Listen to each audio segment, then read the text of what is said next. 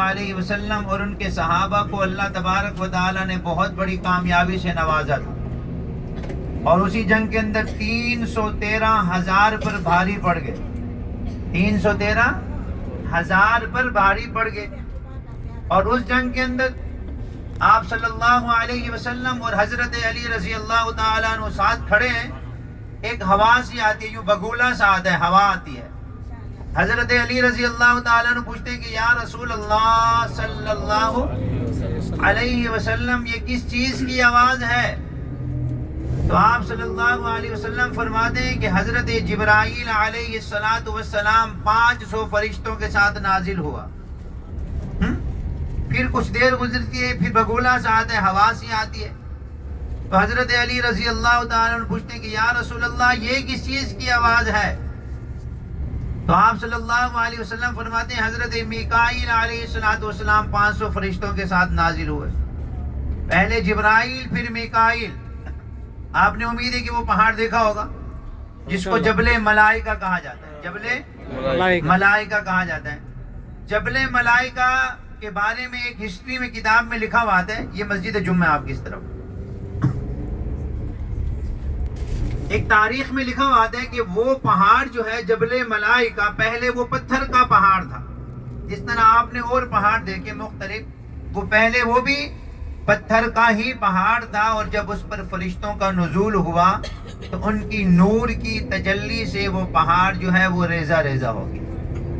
اور پہاڑوں میں سے وہ آپ کو مختلف پہاڑ نظر آئے گا،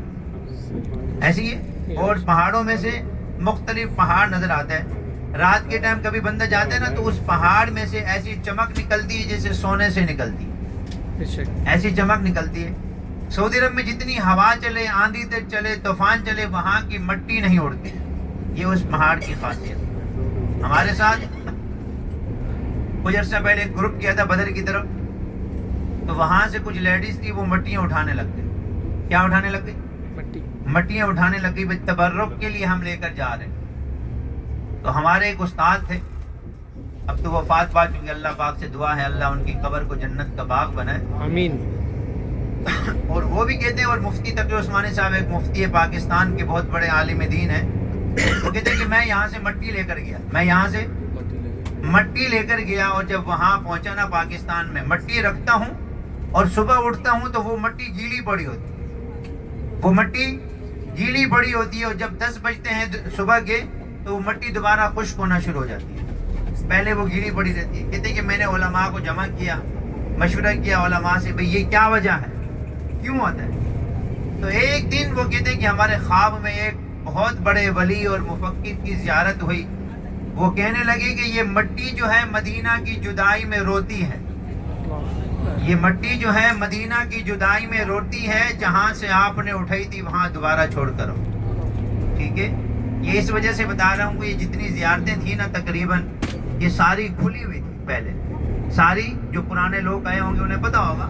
کہ پہلے وہ کھلی ہوئی تھی ساری زیارتیں، لیکن یہ ہماری ہی بدعت، شرک سمجھ لیں، جو بھی یہ سمجھتے ہیں